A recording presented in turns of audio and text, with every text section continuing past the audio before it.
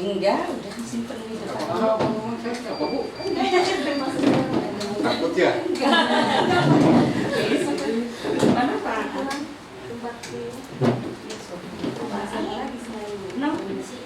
Siapa lagi yang dari PR ya? Mohon dengan hormat dari hal ini untuk memandu kegiatan hari ini. Siap-siap Pak Dosen.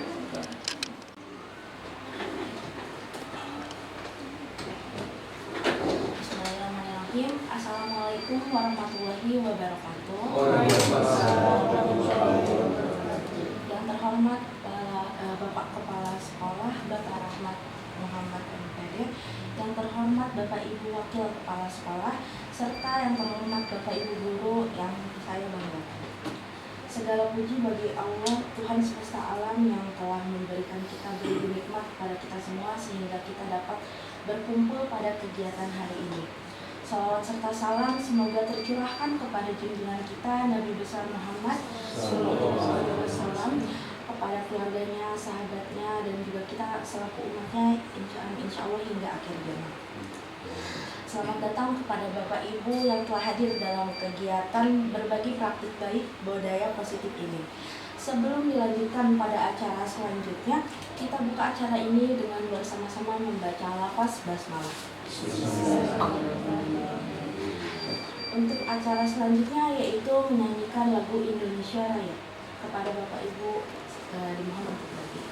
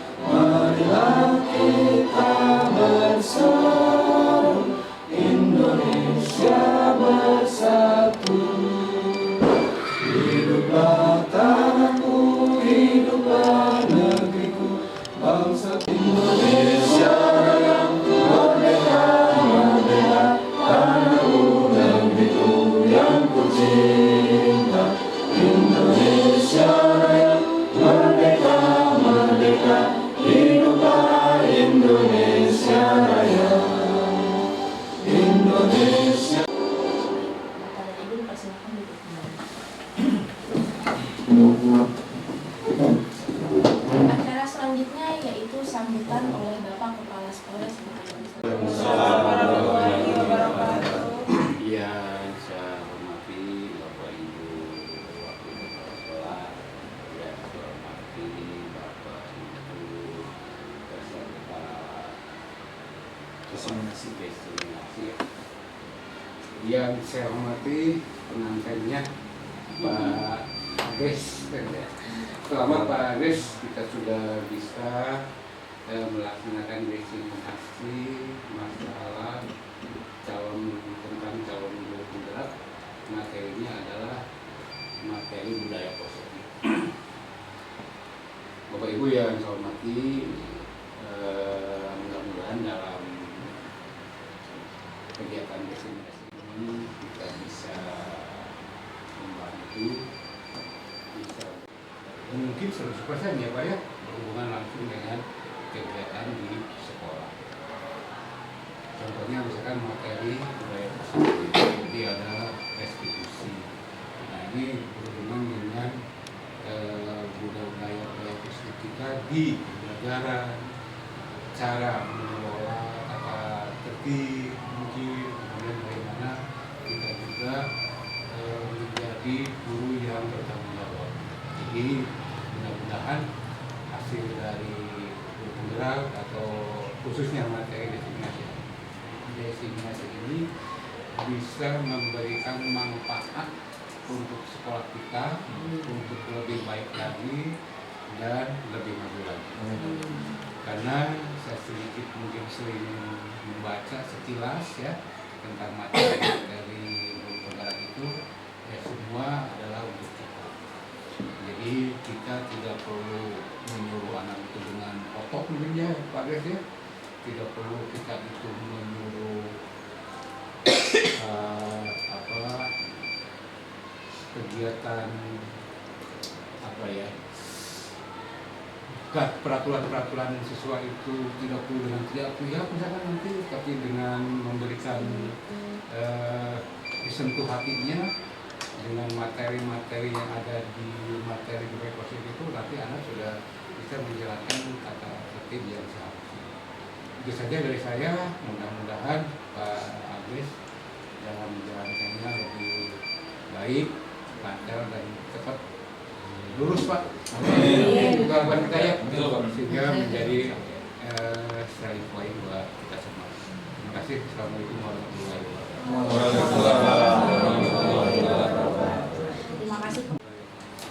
Terima kasih Dek ini atas waktu yang diberikan. Bapak Ibu, Bismillahirrahmanirrahim. Assalamualaikum warahmatullahi wabarakatuh. Selamat siang menjelang sore barangkali Bapak dan Ibu ya.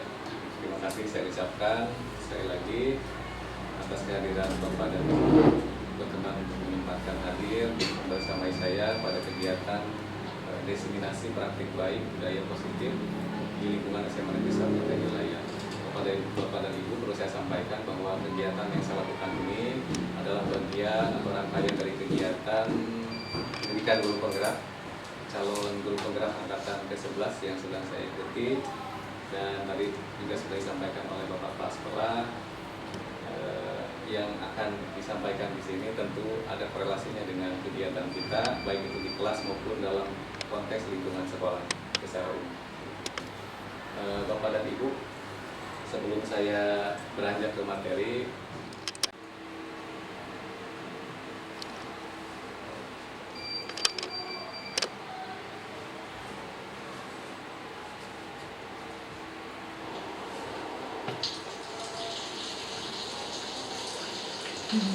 saya udah marah.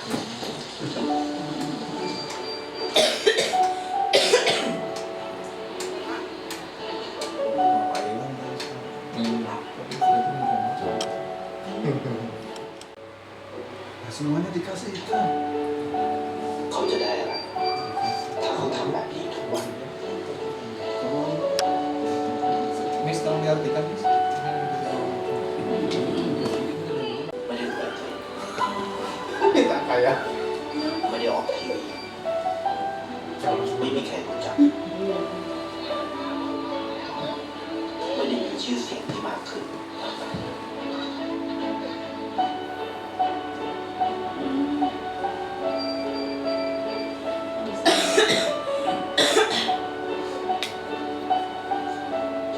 Nggak ada sekarang yang dikasih. Anaknya nggak ada. Sekolah.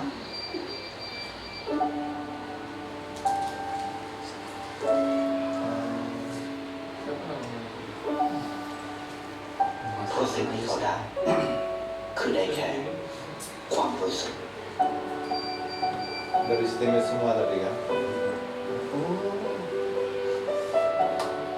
ได้เห็นความสุข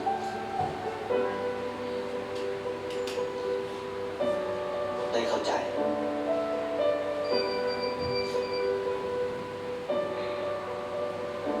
ได้ความรัก Iya. Membuat orang bahagia. ได้ในสิ่งที่เงินซื้อไม่ได้ Wah, ajaib. Bisa nunggu. ที่สวยงามกว่าเดิม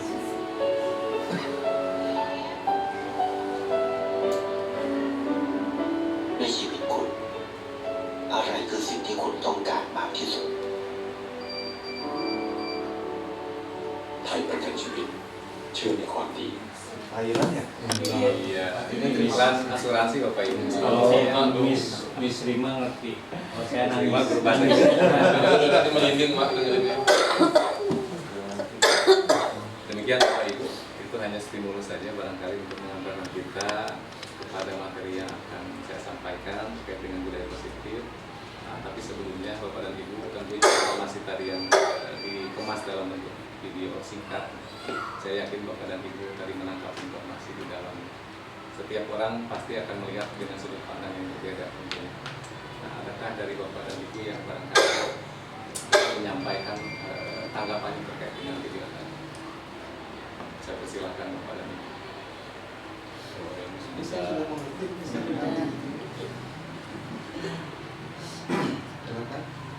Saya dulu aja. Semangat Pak Sunarto. Baik, terima kasih. Sekolah ternyata gitu. Terus yang aneh tadi tuh pohon mati dikasih air terus numbuh sampai berbunga, ada kupu-kupu, itulah yang saya tangkap sementara. Kita melihatnya yang terakhirnya doang. Iya. Nah, itu kan sudut pandang Pak Sunarto ya. Sambil bercanda. Sebagai pembantu barangkali tentunya kita perlu juga tanggapan dari yang lain. Semangat. Ada Mbak Misri Pak, semangat. Kalau dari saya pribadi, Bapak melihat video ini sangat menyentuh ya. Jangan untuk Kalau dari saya melihat dari sudut pandang yang lain mungkin ya. Menurut saya sih perbedaan antara pemenang dengan orang yang kalah dilihat dari respon seseorang. Misalnya tadi ketika di awal video kan dia kena air. Kalau misalnya orang yang punya mental kalah mungkin akan marah atau mengeluh atau malah mencek-mencek gitu. Jadi karena beliau punya mental pemenang, ya udah kita dapat masalah cari solusinya. Kita menggeserkan teman-teman. Jadi kalau dari sudut pandang saya, perbedaan orang yang kalah dan yang menang dilihat dari responnya. Setiap orang punya permasalahan yang sama, tapi dengan respon yang berbeda, maka hasilnya juga akan berbeda. Terima kasih atas kecenderungan untuk menilai negatif ya, kepada kenakalan dan lain sebagainya. Kita pandang itu sebagai sebuah yang negatif. Kita tidak melihat bahwa ternyata siswa punya sisi lain, potensi lain yang mungkin ketika dikembangkan nanti akan jauh lebih tertumbuh. Terus tadi yang disampaikan oleh Miss Rima, bagaimana ada cinta ya, kata kuncinya. Ternyata bagaimana kita memberikan kasih sayang kepada anak-anak, lambat laun ya, mungkin anak juga akan merespon kasih sayang kita berikan. Mudah-mudahan ini jadi pemantik juga Bapak dan Ibu ya. Dan yang terakhir oleh Bu Fojia, dan juga bagaimana kita cara memandang sebuah persoalan Bapak dan Ibu ya. Ternyata kalau untuk mental yang katakanlah kalah mungkin tadi ketika dihadapkan pada persoalan seperti itu ya mungkin sikapnya akan berbeda. Tapi karena dia mempunyai mental pemenang, ya dia bisa mengubah pada hal yang positif. Dan tentunya video ini harapan saya punya korelasi dengan materi yang akan kita pelajari Bapak dan Ibu. Apalagi kita sebagai guru di dunia pendidikan di sekolah, saya rasa tidak lepas dari nilai-nilai yang ada pada video tersebut. Begitu. Dan nilai-nilai tersebut adalah nilai-nilai kebajikan Bapak dan Ibu. Itu barangkali terkait stimulus dari video singkatnya, walaupun itu hanya dari iklan asuransi ya di Thailand, luar biasa kreativitasnya Bapak dan Ibu. Kita lanjutkan. Ini 1 jam Bapak dan Ibu ya, durasi yang mungkin diperlukan untuk kebutuhan penugasan ini. Mohon kesediaannya untuk tetap bisa bersamai saya sampai dengan selesai. Nah, Bapak dan Ibu, kita akan masuk ke informasi yang pertama atau konsep yang pertama. Karena tadi tema besar kita adalah budaya positif. Oh iya Bapak dan Ibu, mangga sambil dinikmati sajiannya ala kadar Bapak dan Ibu yang ada kudapan yang bisa dinikmati begitu. Bapak dan Ibu tentunya untuk memberikan kesamaan persepsi dalam cara pandang kita terkait dengan budaya positif sebagai konten materi utamanya, kita perlu melihat apa sih budaya positif itu sendiri. Nanti saya berikan dari berbagai sumber tentunya bahwa ternyata budaya positif itu ada kata-kata kunci di dalamnya. Ya, dia lebih kepada melekat pada nilai-nilai. Bagaimana tadi Miss Rima mungkin ya, kasih sayang ya, di lodging ada itu kan di dalam 5 dasar kebutuhan manusia teori. Nah, itu. Terus kebiasaan-kebiasaan barangkali tadi cara pandang ya, kalau kita terbiasa memandang persoalan itu dengan emosi dan sebagainya mungkin tidak akan berbuah manis hasilnya. Nah di sini lebih dikerucutkan kembali bahwa budaya positif yang akan dibangun oleh kita harapannya adalah objeknya adalah murid, gitu Bapak dan Ibu. Jadi apapun yang kita lakukan di sini, hal-hal positif yang kita laksanakan tentunya semuanya kita lakukan semata-mata untuk murid kita, sejalan dengan prinsip kurikulum Merdeka bahwa pembelajaran yang kita lakukan berorientasi pada peserta didik. Nah pada hakikatnya tadi bagaimana mungkin Pak Narto menyampaikan ada underestimate dan sebagainya.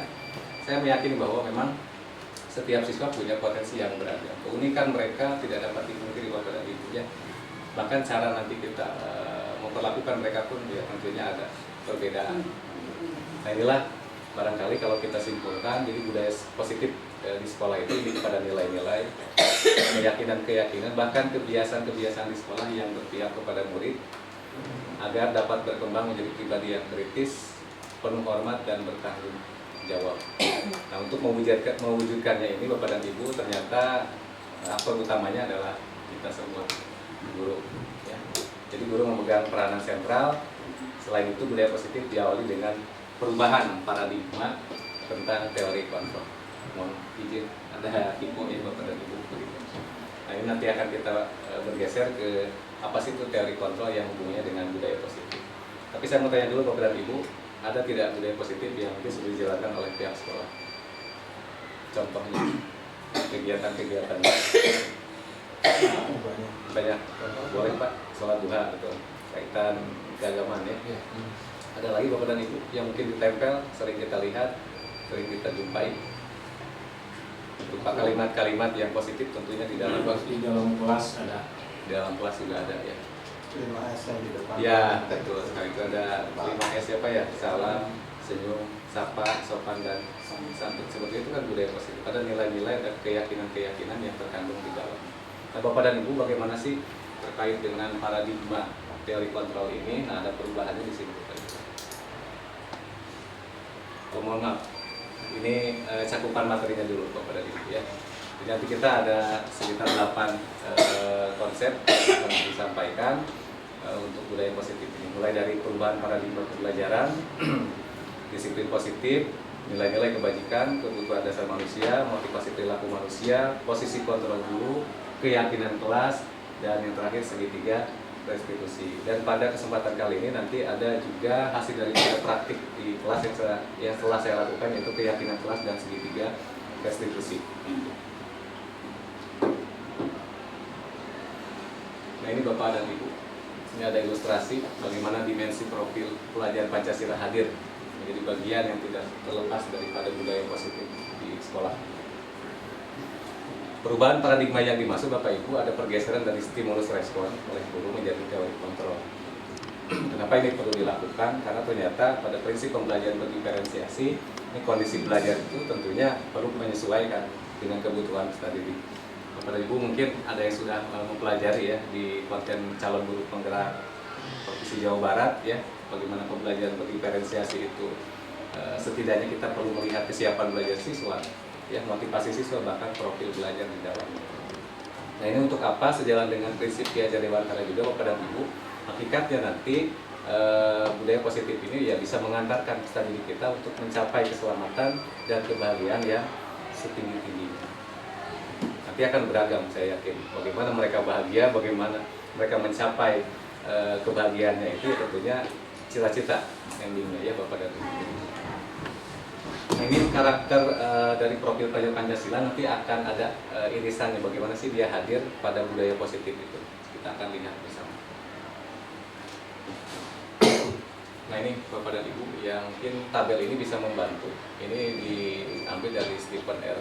Covey dalam bukunya Principle Center Leadership tahun 1991, sudah beberapa puluh tahun yang lalu sebetulnya Bapak dan Ibu ya. Nah ini perbedaan ini tentunya menyesuaikan dengan bagaimana kondisi zaman saat ini. Bapak dan Ibu mungkin pernah mendengar juga apa yang disampaikan oleh Ki Hajar Dewantara bahwa dalam membentuk murid kita perlu melihat kodrat alam dan kodrat zaman. Maka cara pandang pun setidaknya akan ada perubahan. Realitas atau kebutuhan kita sama itu awalnya, tapi ternyata kalau kita melihat dalam konteks hari ini, realitasnya kebutuhan setiap orang akan berbeda. Bapak dan Ibu tidak bisa menyamaratakan kondisi siswa yang ada di kelas, misalnya tingkat pemahamannya. Akhirnya kita perlu strategi tertentu bagaimana sih bisa memenuhi kebutuhan mereka. Di stimulus respon kita melihat semua orang itu melihat hal yang sama, tapi ternyata setiap orang punya cara pandang berbeda. Tadi sudah kita coba ya dengan melihat ini tadi Pak Sunarto, Miss Prima dan Bu Pau punya sudut pandang yang berbeda. Itu sudah tidak bisa dipungkiri Bapak dan Ibu, yaitu kodrat bahwa keberagaman itu ya hakikatnya memang ada.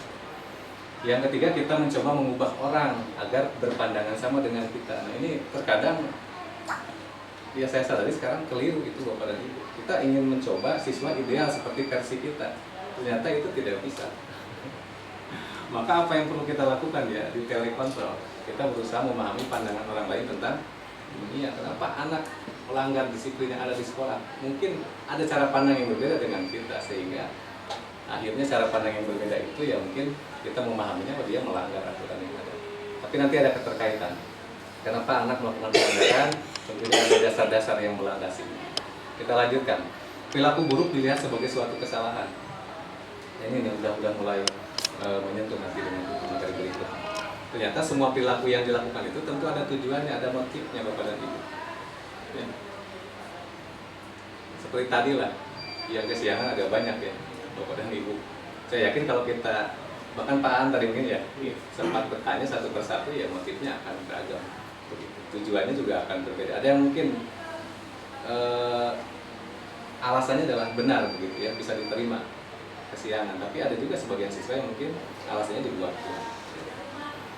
Lalu di stimulus respon orang lain bisa mengontrol saya, tapi ternyata di telekontrol hanya kita ya yang bisa mengontrol diri sendiri. Adapun orang lain mungkin hanya bisa menstimulus saja, tapi pada keputusan akhirnya itu ada di kita.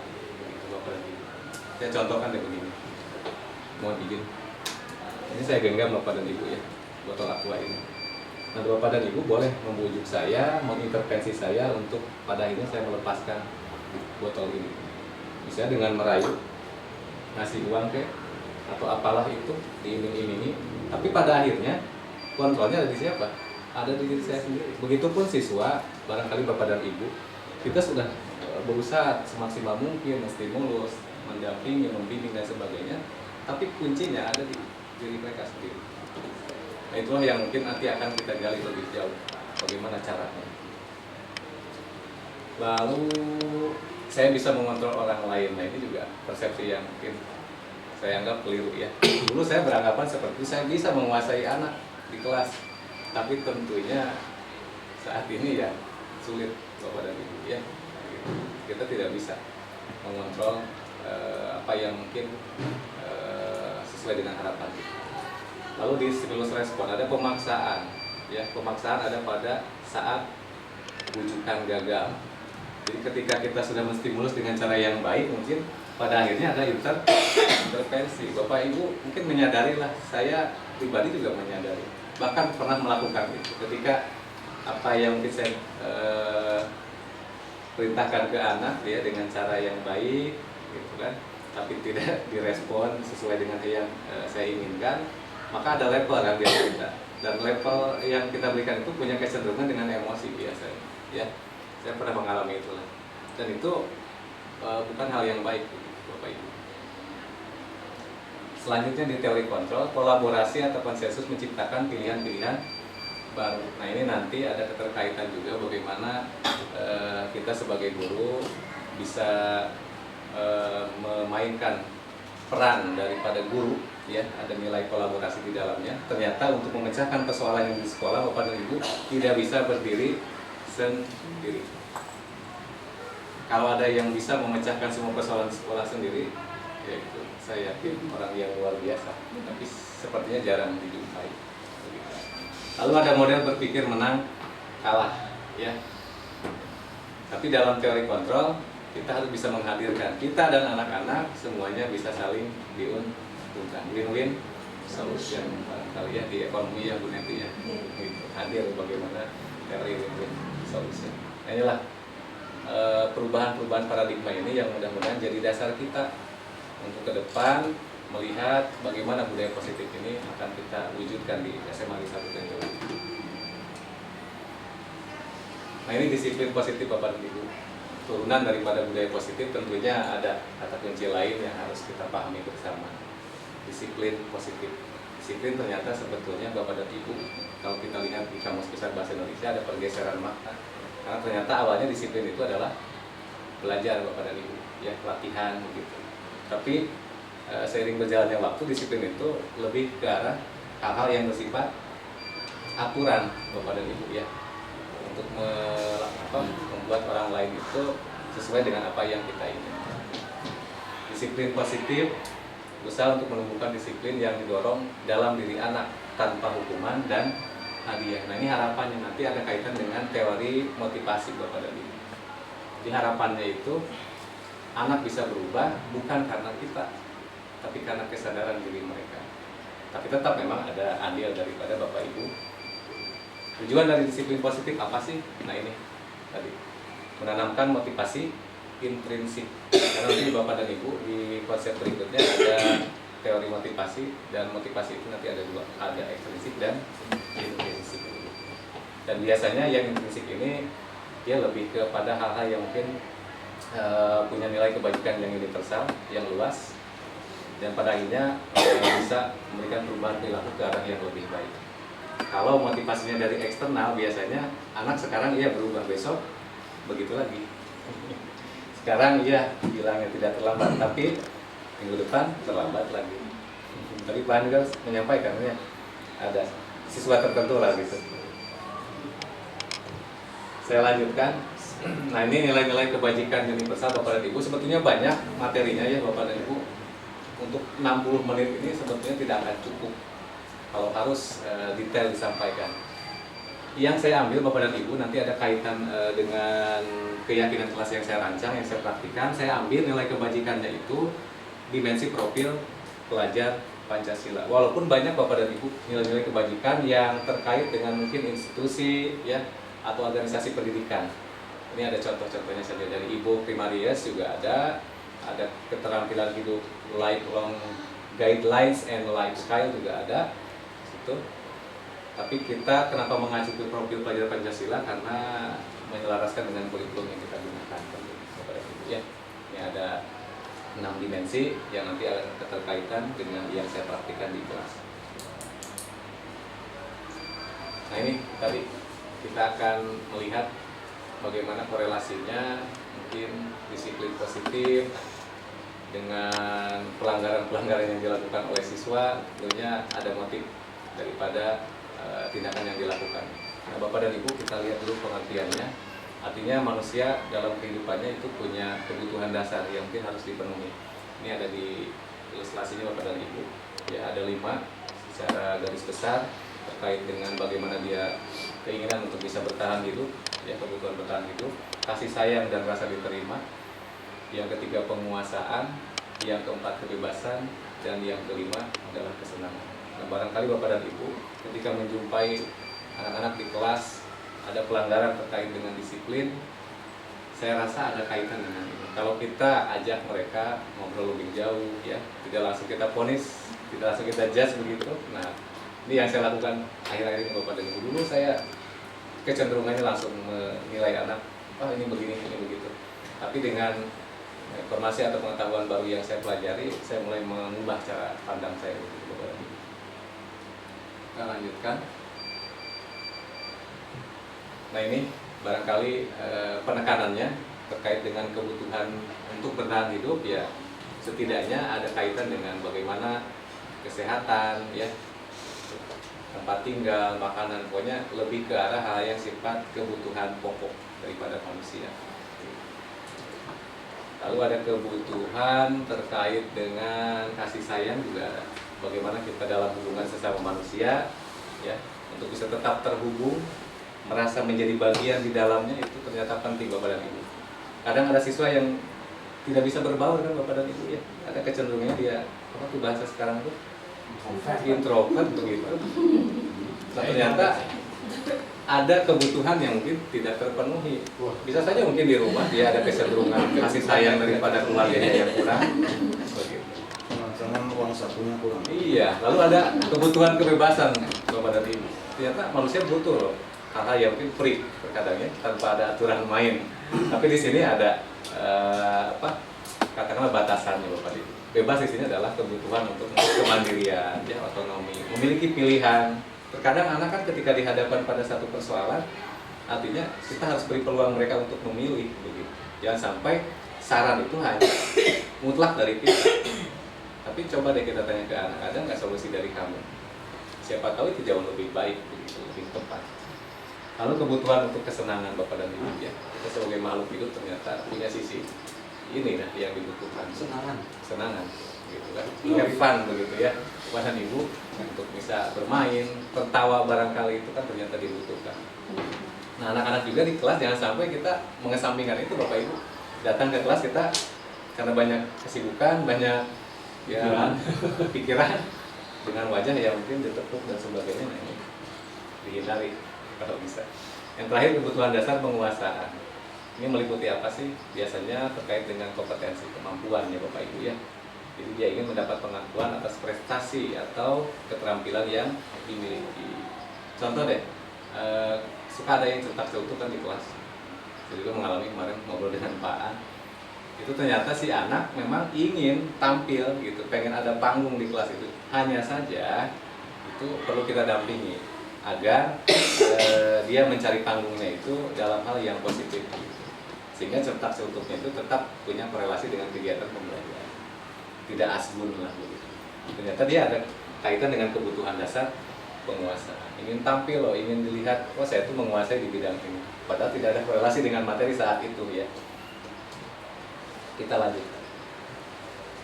Nah ini motivasi tadi Bapak dan Ibu. Saya yakin di video tadi juga kenapa dia melakukan seperti itu, kenapa dia tidak marah, tapi dia ya sifat bunga itu dikasih air tadi, terus ada hewan yang lagi membutuhkan kenapa juga dikasih makan dan sebagainya.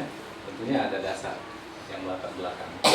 Dan harapannya Bapak dan Ibu untuk motivasi ini lebih diharapkan gitu pada motivasi yang bersifat internal gitu. Nah kalau eksternal biasanya begini Bu, Bapak dan Ibu,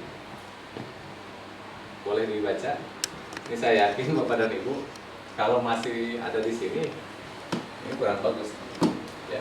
Tapi saya yakin Bapak dan Ibu pernah ada pada posisi ini, tidak dipungkiri. Punten ya Bapak Ibu ya, kita guru punya kewajiban tugas pokok di sekolah. Artinya terkadang kita taat terhadap ya ini motivasi dari luar, ada pimpinan lah itu dan sebagainya, itu termasuk siswa Bapak Ibu. Wah ada gurunya, wah ada guru piket gitu kan, wah ada Pak Iwan, nah gitu kan. Kenapa Pak Iwan? Oh iya karena sosok di balik kesiswaan. Gitu. Taat karena ada yang ada diiklankan Bapak Ibu ya. Gitu. Tapi mudah-mudahan itu bergeser, jadi motivasiin, nah, ada pimpinan ya.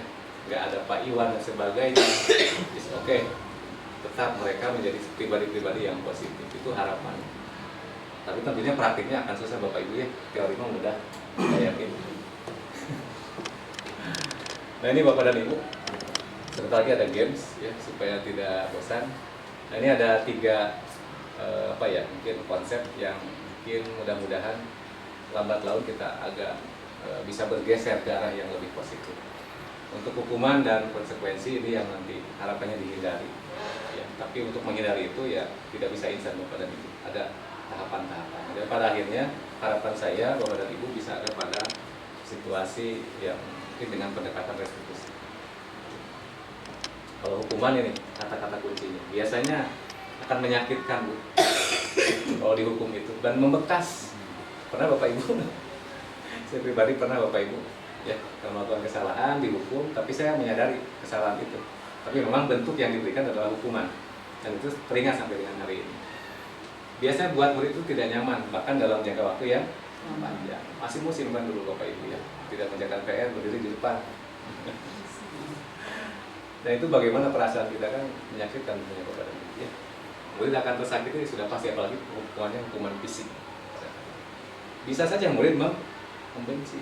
Kenapa pada akhirnya murid punya penamaan tersendiri pada guru-guru tertentu? Wah ini guru killer. Ya mungkin tadi ketika ada siswa yang salah, yang melanggar disiplin, kita memberikan treatment hukuman. Dan ini pada akhirnya adalah sifatnya negatif dan biasanya dipaksakan, dan pada akhirnya siswa menjadi identitas yang gagal, itu yang berbahaya. Konsekuensi ini agak netral sih sebetulnya Bapak dan Ibu. Tapi kalau bisa ini sedikit demi sedikit dikurangi. Konsekuensi itu sesuatu yang harus terjadi. Kita menumpahkan air ya, konsekuensinya ya dibersihkan mungkin, kalau di meja ya dilap dan sebagainya, itu konsekuensi. Tidak nyaman juga Bapak dan Ibu, saya yakin ya, karena kita menganggap aduh apa ya tadi ceroboh gitu, akhirnya kan menumpahkan air gitu. Murid akan dibuat murid atau anak menghormati peraturan saja begitu. Dia hormat karena memang ya ada peraturan. Kenapa kalau tidak taat nanti ada konsekuensinya. Sifatnya netral, masih ada pada paradigma stimulus dan respon tadi yang di awal. Identitasnya bisa sukses walaupun dalam kondisi tadi tetap tidak nyaman dan sebagainya ya. Tidak bawa buku paket ada konsekuensi kan Bapak Ibu? Ya, bisa saja kan? Akhirnya dia tidak bisa menyimak pembelajaran dengan baik karena tidak ada modal sumber belajar.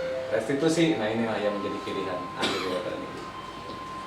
Restitusi ini merupakan pilihan Bapak dan Ibu, dan pilihan ini pilihan yang ideal menurut saya karena ada kata-kata kunci di sini bahwa restitusi ini adalah satu tindakan atau pendekatan yang pada akhirnya bisa membuat anak itu jauh lebih potensinya lebih kuat, ya, keinginan untuk berubahnya juga lebih baik, bahkan bisa bertahan dalam jangka waktu yang lama atau yang panjang. Terus mungkin mendapatkan penguatan. Nanti ada praktik restitusinya saya tampilkan. Kenapa mungkin pada akhirnya restitusi kok lebih ke arah yang positif semua gitu. Nanti akan saya tampilkan. Ya, teori kontrol juga nanti ada. Bagaimana kita dulu memposisikan diri terhadap anak, ada beberapa posisi kontrol.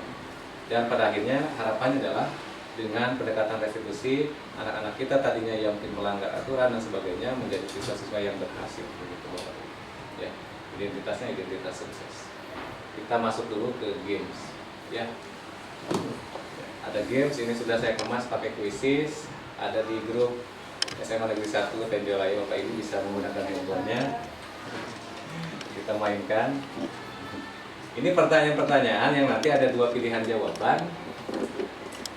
Pilihan jawabannya hanya ada dua, yaitu hukuman dan konsekuensi saja.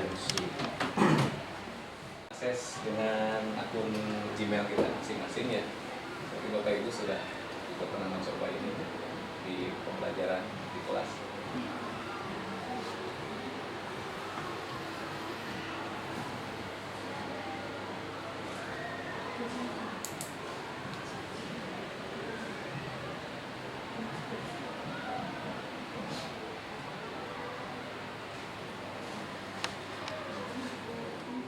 Masukkan kode Pak, akan tampil di sini nih sebagai peserta. Ada masukkan kode? Ada Pak. Nanti. Terus langsung. Nah, masukkan kode itu. Di pojok kanan atas ya Bapak Ibu ya, warna ungu. Langsung. Memang beda tampilan dengan yang di handphone Ibu. 18, 25, 24. Ada 10 soal. Oke, akun Google. Pak Sunarto sudah bergabung, terima kasih. Yang saya belum jadi itu bisa Pak Tes. Jadi nggak bisa? Yes aja. Apa ya? Tunjukkan SD aja.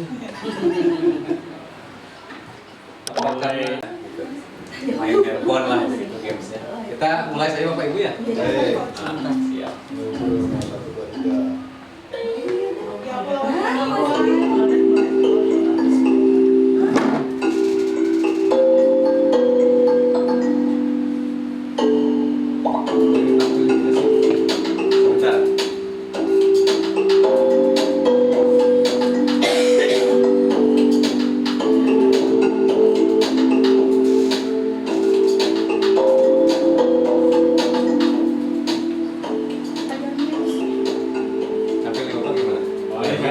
Tampilannya itu yang betul. Boleh saya foto Pak ya? Kalau saya beda. Nomor 1 Bapak Ibu, anak disuruh mencatat 100 kali di dalam buku. Kalimatnya saya tidak akan terlambat lagi. Dulu saya pernah Bapak Ibu. Hukuman. Karena terlambat ke sekolah itu bentuk hukuman atau konsekuensi. Hukuman. Ya. Udah paham ya Bapak Ibu ya? Ya. Jangan sampai kita melakukan itu. Nah ini Pak Yusuf, Pak Iwan barangkali guru olahraga ya, lari mengelilingi lapangan basket 2 putaran atau 2 kali karena terlambat hadir di sekolah. Coba Iwan dulu Pak. Saya sudah tahu. Hati-hati Pak Iwan. Alasannya beda. Saya sih udah tahu Pak. Udah tahu ya Pak Yusuf ya.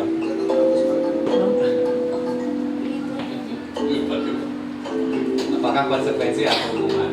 Nomor 3. Kalau dijawab itu nomor 2. Kan dijawab masing-masing Pak. Pastikan coretan yang dibuatnya di meja tulis. Ya, konsekuensi. Pasti jawab itu ya konsekuensi Bapak Ibu. Ada 10 ya Pak? Ada 10. Murid diminta push up 15 kali karena tidak menggunakan masker di sekolah. Ada korelasi nggak dengan pola belajar? Ada acak Bu, ini acak. Oh iya, tampil di Makanya berbeda ya Pak? di peserta akan random Bapak Ibu ya. Mohon izin saya rekomendasikan. Kertas tugas teman yang telah disatur ya. Nah, apakah itu hukuman atau konsekuensi? Oh, ada. Ya, ada yang salah. Iya. Baik, kalau nomor 7 betul semua 7 peserta yang ikut. Kemudian diminta Sampai Yang mana Bu? membersihkan tumpahan air di meja tulis karena tersenggol pada saat belajar. Jawabannya betul semua. Ini catatan waktu ya, paling lama jawabnya 11 detik. Rata-rata sudah selesai ya. Donatnya enak. Coba di foto itu Miss ya, foto itu Miss Rima itu the first. Ya, Rima. Tuh, di ada kolektor ada di ada. atasnya ada. Yeay. Selamat Neng Rima. Ya, 87% Ya, nanti di posting. Ya, di masa seruan saja. Hadiahnya sepeda. Di Klub Penggerak Jawa Barat. Luar biasa. Nah, ini sangat dihindari Bapak Ibu menghukum tadi ya, banyak dampak buruknya. Ada juga kadang kita membuat rasa bersalah anak. Ada juga yang memposisikan diri sebagai teman, tapi itu punya dampak negatif di dalam laut. Ya. Karena anak punya ketergantungan pada akhirnya. Ada yang sifat pemantau, ya. Lalu yang terakhir adalah manajer. Ini kenapa sih ada 5? Ini ada hal-hal yang mungkin menjadi penting bagi kita. Nah di sini ada mungkin itu yang diharapkan Bapak Ibu. Ada 2 posisi kontrol yang nanti punya kecenderungan identitas gagal, yaitu penghukum dan pembuat rasa bersalah. Kalau yang sukses memang ada 3, teman, pemantau, dan manajer. Tapi dampaknya adalah nanti siswa akan punya rasa ketergantungan. Ini kalau yang sukses seperti Kaisar. Ya, mengumpulkan data bagaimana Kaisar terlambat, berapa keterlambatan waktunya, sudah berapa kali, bagaimana ekspresi ketika dia terlambat, itu kan Pak An melakukan itu. Dan pada akhirnya Pak An memperoleh kesimpulan. Nah, kenapa manajer dikatakan ideal? Karena kita tidak bisa berhenti. Ya. Ini banyak Bapak Ibu informasinya, nanti juga akan saya berikan ya, materi atau tautan materi. Ini kalau penghukum punya karakter begini Bapak Ibu, langsung menghadik, menunjuk kamu dan sebagainya dengan verbal yang mungkin menyakiti perasaan. Kalau yang pembuat rasa bersalah cenderung ya memang dengan lisan. Tadi ya ingin sama-sama inilah aman begitu Bapak dan Ibu. Siswa diuntungkan karena mungkin ada kedekatan tertentu. Guru juga merasa saya bisa menghandlenya karena tadi ada keinginan murid yang mungkin dia penuhi. Padahal lambat laun hal-hal tadi akan mengantarkan siswa itu menjadi tergantung. Oke, dengan bapak itu dia nurut, tapi dengan bapak lain enggak. Nah itu terjadi Bapak itu. Karena posisinya sebagai teman. Iya. Ke guru itu mah salin ya, ke kita mah lewat aja. Iya. Kalau pemantau, nah ini dia agak bijak memang Bapak Ibu. Dia tidak langsung menyimpulkan persoalan. By data, nanya ya ke temen gurunya mungkin ke rekannya, ini bagaimana anak ini, melihat data-data yang ada barangkali, tapi tidak selesai sampai di situ Bapak dan Ibu ya. Kita harus ada pada posisi sebagai manajer. Manajer itu menggali mungkin ya. Iya, karena Bapak dan Ibu itu ada ruang yang bisa diberikan kepada anak untuk bagaimana dia menyampaikan, mengeksplor, dia mau mengungkapkan kenapa dia menjadi begitu dan alasannya begitu, kenapa dia terlambat. Jadi lebih bijaksana kesannya kita ya. Memang ideal, tapi sulit. Cuma perlu waktu kan. Betul. Bahkan untuk kondisi anak dengan karakter tertentu, Pak, restitusi ini bisa berbahaya. Oh, Anak-anak punya kecenderungan bisa diakalin. ya, yang penting kita berpenampilan yang baik, bersikap yang baik pada saat kondisi restitusi itu bisa selesai masalah. Karena restitusi itu sebetulnya Bapak Ibu tidak selesai di hari itu saja. Terus Ya ada keterkaitan dengan pemantau juga. Tetap data-data dikumpulkan, diobservasi lagi ada nggak perubahannya. Jadi pemantau dengan manajer itu sebetulnya punya keterkaitan. Cuma kalau hanya berhenti di pemantau ya tidak akan selesai. jadi kalau manajer itu mengharapkan dia berubah dari dia Iya.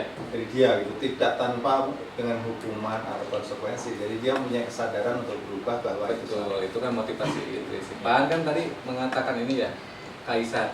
Iya. Nah, kita kan cenderung di posisi pemantau. Saya punya informasi karena berdiskusi dengan Pak Yana Ya. yang di kelas sebelumnya adalah perwaliannya, begitu. Karena ternyata ada informasi ya masalah juga di keluarga. Bahkan pernah saya telepon Bapak dan Ibu untuk kehadiran untuk keterlambatannya itu karena memang dibangunkan oleh orang tuanya juga susah. Menurut Ya tidak nurut gitu, pada orang tua. Nah itu kan bisa digali tuh di pemantau dan manajer itu nanti akan mengeksekusi bagaimana sih treatment atau solusi yang dihadirkan. Ini guru BK udah melakukan ini. Ya, saya yakin manajer sudah, Pak. guru BK pasti udah itu. Kalau guru BK memang tidak. Sama itu jangan ditanya lagi Mas. Saya kasus tadi pagi aja. Dari pagi aja saya ada beberapa orang. Siapa yang baru saya suruh masuk? Gitu ya. Dengan alasan ya mungkin tadi motor mogok dan lain sebagainya. Ada juga yang motornya mogok dan lain sebagainya. Tapi untuk Kaisar karena saya udah beberapa kali menangani Sampai di manajer, bukan sampai posisi manajer. Belum. Mungkin kan kalau udah posisi manajer terus lainnya menghukum Pak. Udah mentok udah dihukum aja gitu. Mungkin nggak kembali ke sana itu. Nah itu kan berarti kita tidak konsisten untuk mendata itu karena mungkin kita punya kecenderungan sebagai manusia itu tidak sabar ya. Nah itu kan tadi. ya mungkin Mas kalau kita bandingin Mas kalau misalnya di habit ya dari effectiveness from effective step to fitness itu bahasa Inggris ya buat saya adalah melakukan hal yang mungkin meskipun mata mereka tidak adil tapi saya berpikir saya adil karena yang dua orang itu baru pertama kali dan alasannya mungkin bisa masuk akal sementara yang ini sudah beberapa kali mungkin seperti itu Iya, dan di restitusi itu nanti akan bisa terobati Pak. Karena dalam langkah restitusi di tahap pertama ada menstabilkan identitas Identitas siswanya atau gurunya? siswa Pak, Siswa. yang menjadi target. Jadi terkait dengan kasus tadi ada yang baru terlambat, ada yang sudah terlambat, sering terlambat, tapi karena mungkin kita memperlakukan cenderung santai, nah itu kan menjadi pertanyaan, ya. Ketika respon kita, wah itu kan salah, wah itu kan kita jadi malah itu nggak apa-apa, wajar saja untuk tahap awal. Tapi kita menghendaki ada perubahan ke arah yang lebih baik daripada ada yang salah tapi dia menjadi Itu karena pengen di posisi manajer. Nah ini mungkin Pak Agres hari Senin coba dilihat siapa yang tiket. Nah itu kan bisa jadi contoh ya. Contoh praktik baik mungkin siapa yang tiket ketika menangani yang terlambat dan lain sebagainya. Tapi kebayang Pak kalau yang tidak terlambat itu seperti tadi 10 orang, 15 orang itu berapa lama waktu yang dibutuhkan? Itu perlu strategi juga Bapak Ibu ya. Jam terbang juga mempengaruhi saya. Bahasa Inggrisnya itu flying watch. Ya, flying watch. Iya, jam terbang. Baik Bapak Ibu, barangkali saya yakin Bapak Ibu sudah ada dalam situasi tadi ya. Karena pengalamannya dan Maka sebagainya. susah untuk bersabar aja ya Pak. Ya, waktu saja barangkali. Kata-kata yang menjadi itu ya. Kita butuh waktu Pak. Susah untuk bersabar ke siswa. Guru butuh waktu, Bapak Ibu. Anak juga ternyata butuh. Kadang kita tidak sabar. Harapan kita anak ingin segera berubah, ingin segera ada kemajuan. Itu. 3 tahun yuk. Tidak untuk Kaisar. 3 tahun tidak ada perubahan. Lita masih mending ya. Lita. Oh, Lita. Oh Lita ya, betul. Lita sudah ada progres yang baik. Si Farah sudah berubah. Iya, Baik, naik Bapak Ibu sudah menyentuh ke praktik yang sudah saya lakukan di kelas. Kebetulan tadi ada 2 ya, ada keyakinan kelas dengan segitiga restitusi. Ini ada contoh dokumentasinya, begitu. Apa sih itu keyakinan kelas? Ya tentunya seperangkat nilai-nilai ya atau prinsip mungkin yang awalnya menjadi hasil daripada kesepakatan Bu Bapak Ibu. Jadi setiap kelas saya meyakini akan berbeda kebutuhan nilai-nilai kebajikan yang akan dihadirkan, yang disepakati. Karena kita melihat juga potensi-potensi siswa yang ada. Tapi ini sebagai aktualisasi daripada disiplin positif, bahkan pada akhirnya menjadi satu budaya positif di sekolah. Mau tidak mau Bapak dan Ibu, untuk merdeka kita perlu menghadirkan ini. Bapak dan Ibu mungkin dalam satu kegiatan pembelajaran daring pernah ada kan dosen atau fasilitator, Bapak Ibu ini kesepakatan kelas kita hari ini, kesepakatan belajar kita hari ini. Itu untuk momentum hanya di hari itu saja begitu ya. Itu ada yang perlu kita yakini bersama. Dan ternyata untuk membersamai anak dalam 1 tahun, misalnya kita di perwalian, ya harus ada nilai-nilai keyakinan yang kita yakini bersama. Komitmen lah Bapak dan Ibu ya. Rumah tangga juga sama ya Bapak Ibu. Oh, mata masih Pak. Iya, kan kita mencoba berkorelasi untuk hal yang lebih mudah dipahami Bapak Ibu. Rumahnya, ada rumahnya 1 lantai, jadi rumah tangganya. Ya, tapi artinya Miss Rima nanti bisa melihat ya. Kalau udah 2 lantai ada tangganya ya, jadi rumah dengan tanah. Jadi dapat informasi itu di awal ya, bahwa ternyata komitmen itu penting dalam sebuah hubungan guru dan siswa ya, Bapak Ibu. Hubungan di lingkungan sekolah yang lebih luas itu harus hadir, harus terlihat. Ini ada kata-kata kuncinya Bapak dan Ibu, nanti ada langkah-langkahnya juga. Itu tadi lagi nanda tangan kesepakatan kelas, keyakinan kelas Bapak Ibu. Ini saya coba juga di kelas yang lain, bukan bermaksud katakanlah mengambil peran dari wali kelas, tidak, karena Bapak dan Ibu sebagai guru mapel boleh juga bikin kesepakatan belajar namanya. Ya.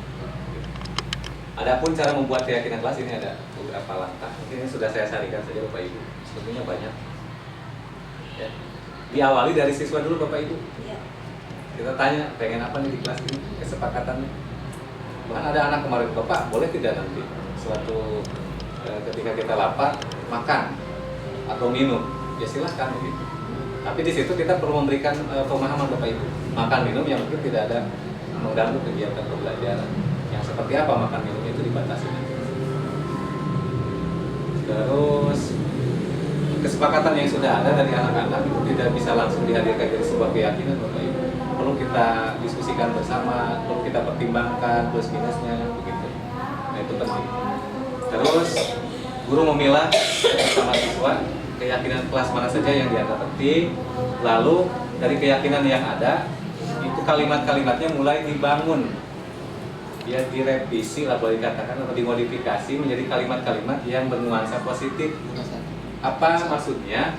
Menghindari penekanan-penekanan kata dilarang, jangan, nah itu, tidak, langsung saja gitu. Kepada hal-hal yang mungkin menjadi keinginan bersama, menciptakan suasana kelas yang nyaman, yang bersih dan sebagainya. Itu kan menghindari kata-kata negatif tadi. Dan pada akhirnya mengecek dan menyepakati keyakinan kelas dengan seluruh warga kelas. Dibuktikan tadi ya, kita tangani diwakili oleh ketua kelas boleh begitu. Atau mau ada sistem dia pakai tanda tangan keseluruhan siswa boleh. Ada yang pakai sidik jari juga silahkan. Itu mah aktualisasinya beragam Bapak Ibu ya. Kreativitas kelas masing-masing. Bahkan tidak hanya lembaran seperti ini, ada yang besar pakai kertas A5. Silakan saja begitu. Tidak masalah. Nah, ini contoh keyakinan kelas yang dibuat di kelas 11 kesehatan 1. Ada sekitar 9. Nah, ini Bapak Ibu ada kata kunci. Dalam membuat keyakinan kelas ternyata harus ada dasar. Apa dasar yang saya butuhkan atau Bapak Ibu guru butuhkan? SMA Tenjolaya punya tata tertib tahun 2024-2020. Tanpa disadari ternyata anak-anak ini ada korelasinya. Yang poin pertama, meyakinkan, menjalankan keyakinan dan ajaran agama itu ada poinnya. Nanti kita akan tunjukkan di mana keterkaitannya. Siswa hadir di kelas tepat pada waktunya itu ada 6 poin besar kan kalau tidak salah di tata tertib itu. Ada 6 aspek. Ada disiplin waktu, ada proses belajar, lingkungan sekolah, sampai pada akhirnya berkaitan dengan eskul yang terakhir waktu itu. Ini semua ada. Dan ini semua murni dari siswa Bapak Ibu. Kita hanya membimbing mereka, mengkonfirmasi atau mungkin kalau ada kata-kata yang kurang tepat itu kita revisi lah begitu. Dan anak tidak merasa keinginannya dipatahkan, tidak. Oh iya Pak, nggak apa-apa, supaya kalimatnya bisa lebih dipahami dan sebagainya. Ini berapa lama Pak proses dari mulai penyusunan sampai bisa diterapkan? Untuk penyusunan saja, perancangan. Kalau penerapan berarti kan hakikatnya sudah selesai dulu disepakati. Saya kemarin 2 jam pelajaran. Dan ini saya kemarin pakai ini Pak, pakai Padlet.com. Padlet.com. Jadi anak tidak menulis di kertas karena menurut saya hambur-hambur kertas gitu. Langsung saya pakai Padlet. Bapak Ibu nanti. Tapi kebetulan tidak ada contoh Padletnya Bapak Ibu yang mohon maaf. Dan ini semua ada keterkaitan dengan tata tertib sekolah. Bahkan satu lagi nih, saya menambahkan. Saya menyisipkan nilai kebajikan dari dimensi profil pelajar Pancasila. Contoh deh yang pertama, keyakinan dan ajaran agama. Itu kan ada di dimensi yang pertama. Dimensi apa Bapak Ibu? Ya, beriman dan bertakwa kepada Tuhan Yang Maha Esa. Gimana ya tadi ya? Gak apa-apa deh, gak ada. Nah ini contoh deh Bapak Ibu. Kita akan lihat. Mau tidak mau kurikulum merdeka.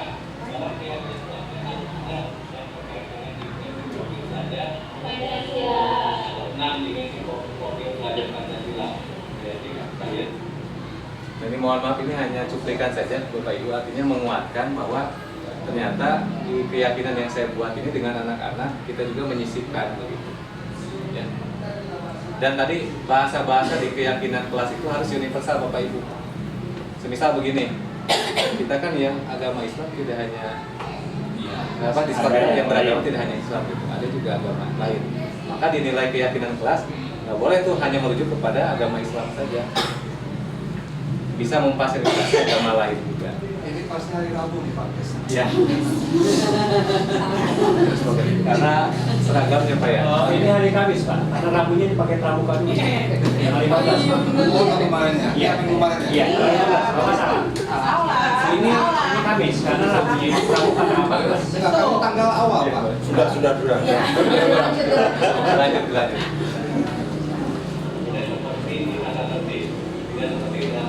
Nah ini kalimat positif tadi yang saya jelaskan Pak Ibu. Menghindari kata-kata yang bernuansa negatif.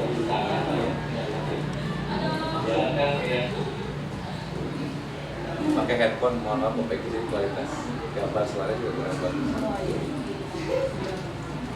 Nah ini begini, saya mau kaitkan dengan bagaimana Bapak Ibu punya anak kecil di rumah. Ada Pak? Nah, hati-hati kita ya dalam berbahasa. Ternyata anak itu akan mudah menyimpan dalam memorinya kata-kata kasar, bahkan kata-kata yang mungkin cenderung negatif yang diucapkan oleh orang tua. Punten Bapak Ibu, saya juga manusia. Ya, terkadang dalam situasi tertentu anak mungkin ingin apalah dengan ayahnya lah begitu ya, tapi kondisi ayahnya lagi capek dan sebagainya, muncul tuh kata-kata tertentu yang kurang pas lah begitu, akhirnya membekas di hati anak. Dan ternyata konsep di keyakinan kelas juga sama Bapak Ibu. Kalau di sekolah itu banyak kata-kata atau kalimat yang nuansanya negatif, alam bawah sadar anak bagaimana sekolahnya begitu kan. Hal-hal itu seperti semua itu ditekan begitu Bapak Ibu ya, diancam, diintervensi gitu. Seolah seperti itu. Tidak ada ruang yang mungkin lebih leluasa atau yang lebih luas.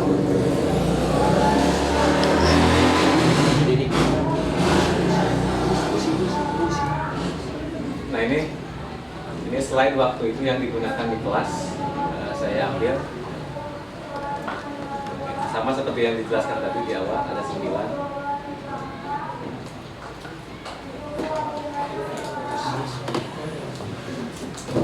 Nah ini bentuk apa Bapak Ibu, posternya lah dari keyakinan kelas yang dibuat. Walaupun ini yang diambil di sini digambar memang dari file saya ambil, jadi belum ada tertera tanda tangan wali kelas dan ketua kelas, ya. Begitu.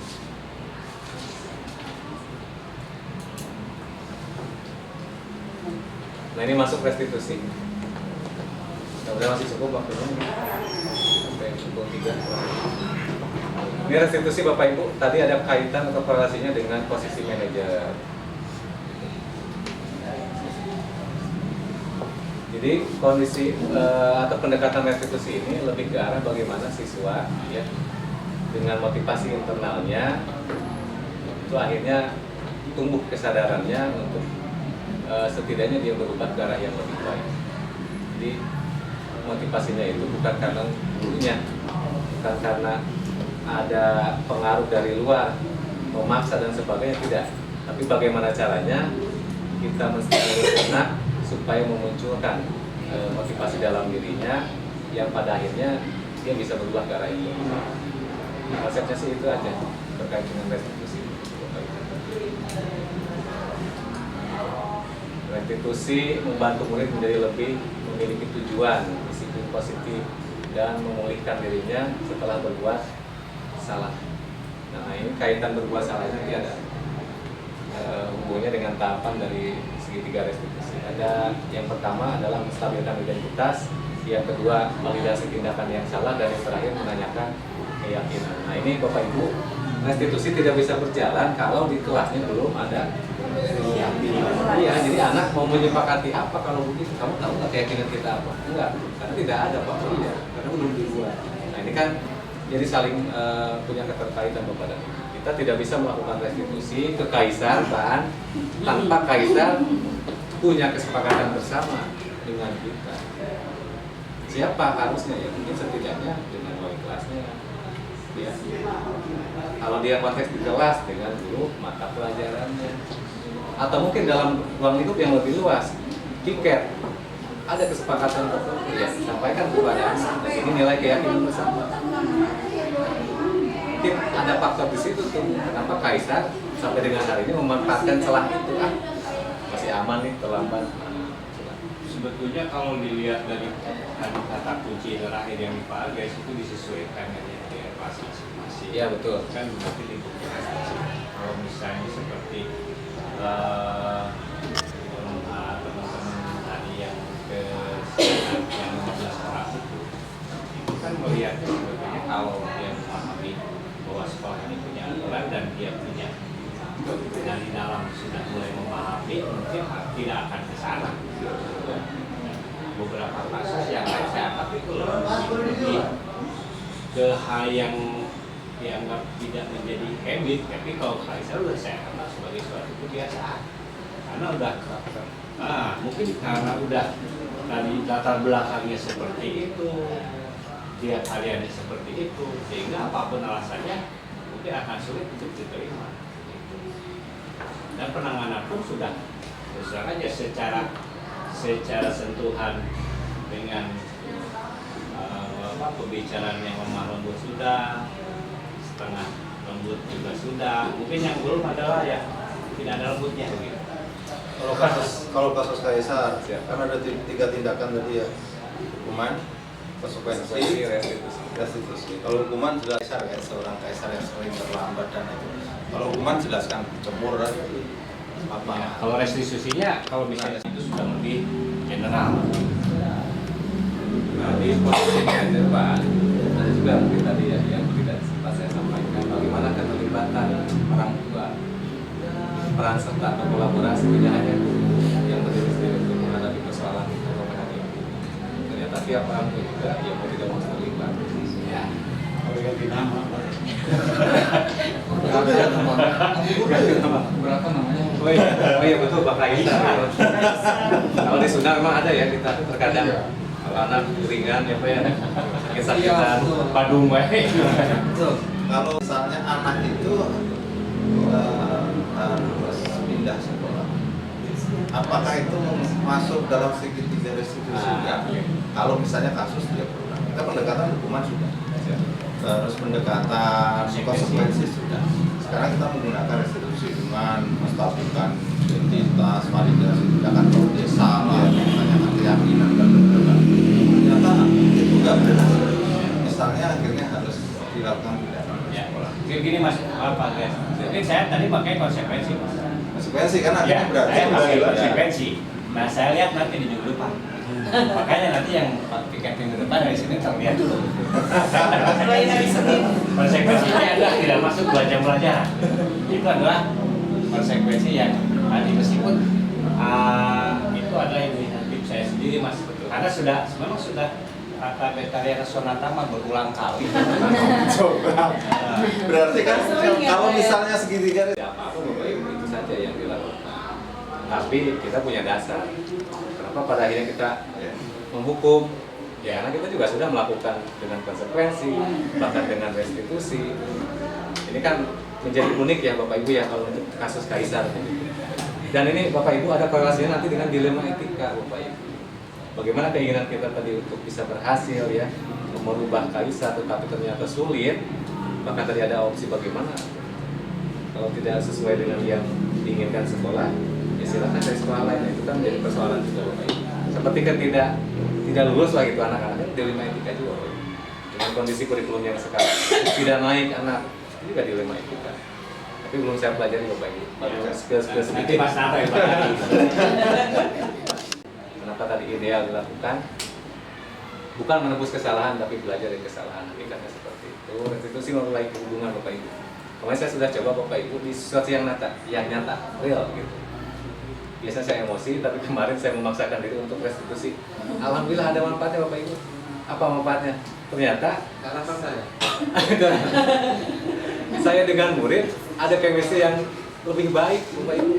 Ketika bertemu juga apa ya nuansa itunya kalau lebih dapat begitu.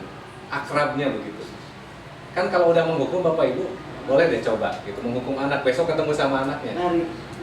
Ya, di hati Bapak Ibu pasti berpikir asa era asa salah dengan pasti ada seperti itu. Tapi anak berbeda pikirannya, sieun jadi ketemu guru itu takut dan sebagainya gitu kan. Tapi dengan restitusi tadi positifnya itu. Jadi ketika bertemu itu yang sudah selesai, kita buka lembaran yang baru. Beda semangatnya gitu. Terlihat. Kalau menurut saya Bapak Ibu ya. Karena situasi di persoalan itu akan berbeda. Internalnya dia juga bagus gitu ya. Bagus Pak. Nah, kayak Emerido itu bagus internalnya. Emerido. Ya, Emerido itu. Emerido itu Pak.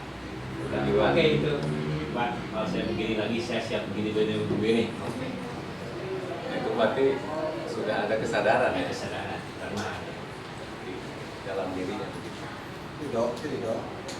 Mana teman masih lagi? Nanti Bapak Ibu banyak lah intinya kalau mau diulas satu persatu tidak akan cukup ya waktunya gitu. Tapi saya yakin Bapak Ibu bisa menyimpulkan sendiri lah. Restitusi jadi pilihan yang tepat ya, paling baik. Tapi untuk menuju ke yang baik itu kadang kalau belum terbiasa ya agak susah. Saya aja di video nanti agak senyum-senyum Bapak Ibu. Padahal harusnya situasinya real begitu ya. Tapi karena di video kan jadi terlihat seperti pasangannya ya. Itu restitusi sebaiknya. Nah ini tahapan-tahapannya Bapak Ibu. Kita nggak bisa langsung marah karena ada tahapan menstabilkan ide.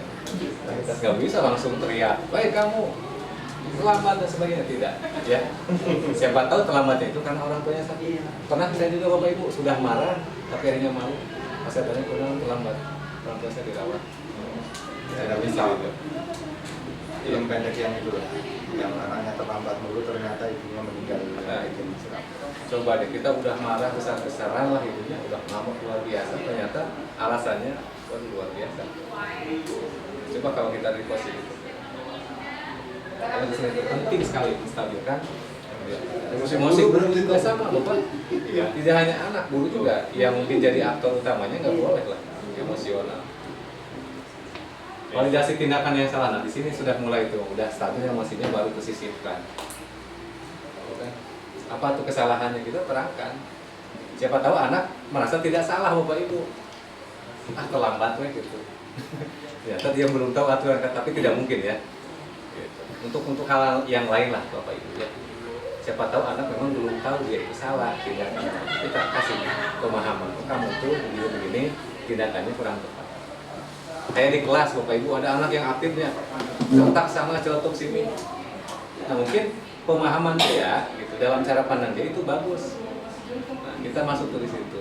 Ini restitusi terkadang Pak Ibu tidak harus lengkap ya dalam dalam 3 tahapan itu. Gitu.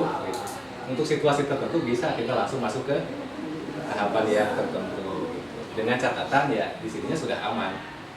Gitu. Ya, kecuali untuk yang kompleks harus tuh 3-tiganya dilakukan. Yang terakhir menanyakan keyakinan. Itu kata kunci yang terakhir. Ada tidak nilai-nilai keyakinan yang kita pahami bersama, kita yakini bersama. Jangan sampai, tapi saya yakini lah sekolah punya aturan main, guru bisa mengatur bagaimana nanti bahasa-bahasa yang digunakan di kondisi menanyakan keyakinan. Targetnya adalah supaya siswa itu motivasi itunya muncul gitu. Bukan dari kita apa yang akan dilakukan oleh anak, tapi dari diri anak keinginannya gitu. Baik Pak, besok saya tidak akan terlambat lagi. Caranya saya akan menyetel alarm atau saya minta bantuan kakak saya untuk membangunkan. Nah itu kan kondisi di anak ya. Jangan sampai saran-saran itu muncul dari kita. Beri ruang dulu ke anak. Kalau anak kesulitan baru masuk. Kalau dengan cara ini boleh nggak menurut kamu? Boleh seperti itu Bapak Ibu. Kita lihat kondisi anak itu.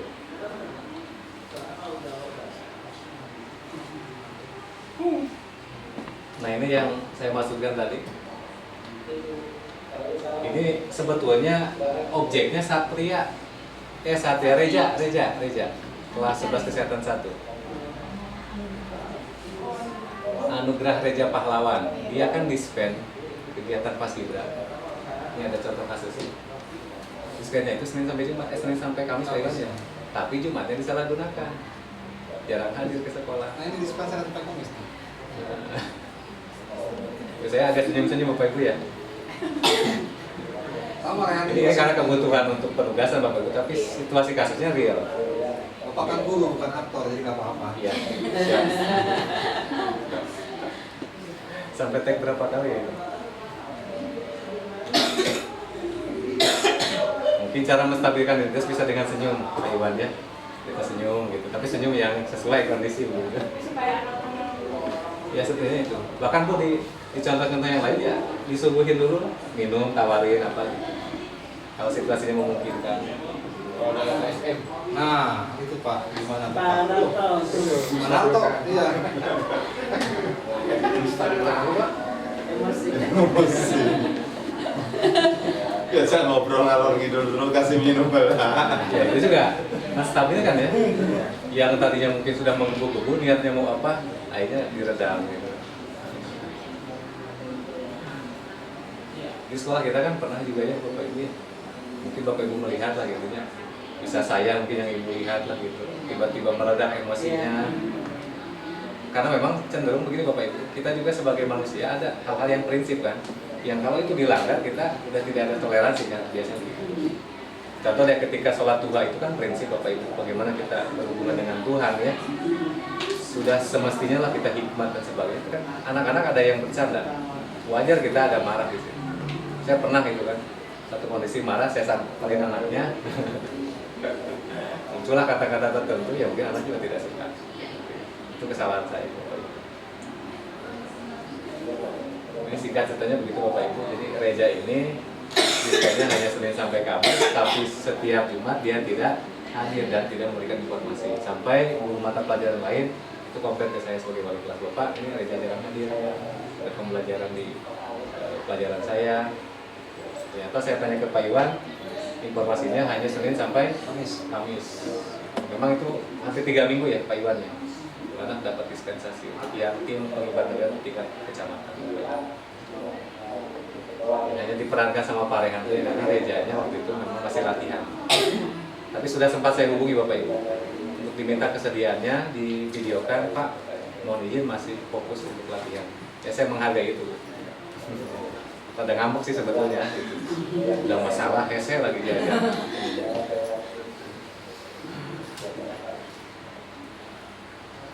Ya barangkali dari pemaparan yang saya sampaikan, walaupun tadi sudah ya sambil berjalan ada pertanyaan yang siap.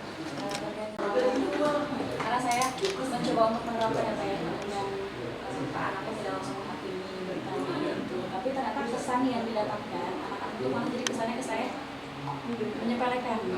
Oh ternyata betul, gampang nih, nggak bisa marah nih dan lain sebagainya. Jadi bagaimana sih pendapat Bapak? Apakah misalnya saya harus berubah sekali-kali menjadi ibu atau ada di posisi yang lain? Terima kasih Bu Pop atas pertanyaannya. Ini pernah Pak An tanyakan ke saya, bagaimana restitusi hadir di sana kalau dengan kondisi anak seperti ini. Memang ada kecenderungan begini Bu, untuk anak yang agak cerdas dalam tanda petik belum ngumpulin tugas ya, tugas dikumpulin. Cuma memang dia tidak ada perlakuan yang ya tegas dari guru gitu, atau mungkin tadi ketika dihukum kan dia dimarahin dan sebagainya. Tapi kalau direstitusi kan kita menghindari itu. Harapan kita mah baik ya, cuma anak dia bisa melihat celah itu. Nah inilah yang juga pernah saya tanyakan ke dalam ruang kolaborasi, bagaimana restitusi ini punya celah ketika anak dalam situasi dia memanfaatkan begitu. Sebabnya guru itu tidak bisa tegas. Nah Bapak Ibu, saya kembalikan tadi 3 posisi tadi bisa dilakukan ya bergantung situasinya. Artinya begini Bapak Ibu, kita tidak serta-merta mengupas bawang dengan mengupas kelapa beda tidak alatnya. Ya, itu aja. Nggak mungkin kita pakai pisau mengupas kelapanya. Terhadap anak pun tadi bagaimana situasinya itu. Ya saya juga Bu, punten kalau Bapak Ibu melihat saya marah, pasti hal yang prinsip gitu Bu. Masa beribadah itu cek sudah, nah itu udah nggak bisa diterima.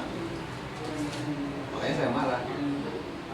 Keluarlah gitu karena mungkin tidak bisa mengontrol emosi ya, itu salah juga. Itu manusiawi Pak. Dalam hal-hal tertentu memang emosi bukan terkontrol, tidak terkontrol, bukan, tapi itu adalah sebagai ulupan bahwa itu yang kita pegang. Berbeda ketika hal kategorisnya engkau istilahnya menyentuh anak itu semua disamakan bisa. Betul seperti itu. Artinya kayak misalnya tadi kasus tadi, kenapa saya berani memberikan masuk kepada 2 orang yang terlambat, karena ya memang itu baru ya. Tapi kalau yang namanya itu sudah sebagai legend nih ya, itu sudah dari dulu gitu. Dan sudah kalau disebut restitusi mungkin sudah meskipun saya tidak tahu pengertiannya.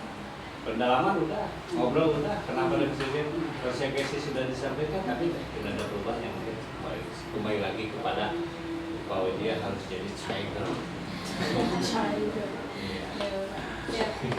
Demikian Bu Pau ya, itu mudah-mudahan sih hanya sebagai gambaran saja. Artinya kuncinya tetap ada di Bu Pau ya. Jadi jangan sampai karena intervensi dari bahan, ya, intervensi dari saya, tapi haruslah hadir dari Bu Pau sendiri. Bu Pau akhirnya memilih posisi ini ya karena motivasi dari diri Bu Pau sendiri, bukan dari Pak. Itu juga harus punya prinsip Bapak Ibu ya. Jangan ikut-ikutan, guru lain itu juga santai, saya juga santai, bisa begitu. Bagaimana Bapak dan Ibu? Ada lagi yang ingin barangkali dikonfirmasi? Tanyakan. Menurut saya yes. Untuk durasi sudah 1 jam sih, aman Bapak Ibu ya. Kita cukup Pak. Ya. Pak kita simpulkan barangkali Bapak Ibu ya terkait dengan pemaparan budaya positif ini. Tentunya Bapak dan Ibu, apa yang saya lakukan ini jauh dari kata sempurna ya. Karena saya meyakini bahwa sebuah pembelajaran itu perlu proses dalam aktualisasi. Proses di sini artinya butuh waktu Bapak Ibu. Tidak mungkin saya bisa menyerap informasi baru dengan cepat, bisa mempraktikkan dengan baik. Tadi kata Pak manusia ya pasti ada ya tahapan-tahapan penyesuaian. Nah, apabila mungkin ada kekurangan dalam penyampaian, ada solusi lah dari saya yang saya tawarkan. Mungkin nanti ada materi pembelajarannya yang bisa Bapak Ibu nanti belajar itu jauh lebih lanjut begitu ya untuk pemahaman itu barangkali.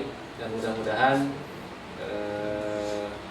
kegiatan kita hari ini ya mendapat satu manfaat ya, pengetahuan baru bagi saya khususnya, bagi Bapak Ibu juga umumnya ya, kita memperoleh hal-hal yang bisa pada akhirnya meningkatkan kompetensi kita sebagai guru kepada Ibu untuk mewujudkan budaya positif di SMA Negeri 1 Indralaya. Kata kunci terakhir Bapak dan Ibu, ya, kegagalan itu hal yang wajar, ya. Jadi kalau kita gagal berarti jangan pernah berhenti, terus mencoba Bapak dan Ibu, ya. Karena keberhasilan itu biasanya memang selalu diawali dari kegagalan. Akhirnya kita nanti bisa lebih menerima anak. Kalau dia ada kesalahan, kita tidak langsung menghakimi, tidak langsung menghakimi. Ya, itu yang sedang saya coba saat ini. Saya coba juga, Pak. Mohon doanya Bapak dan Ibu, ya. Itu saja barangkali yang dapat disampaikan. Sekali lagi terima kasih banyak atas waktunya, ya, atas kesediaannya. Ya, saya repotkan, saya libatkan dalam kegiatan ini. Mudah-mudahan Allah balas dengan pahala yang setimpal. Salam.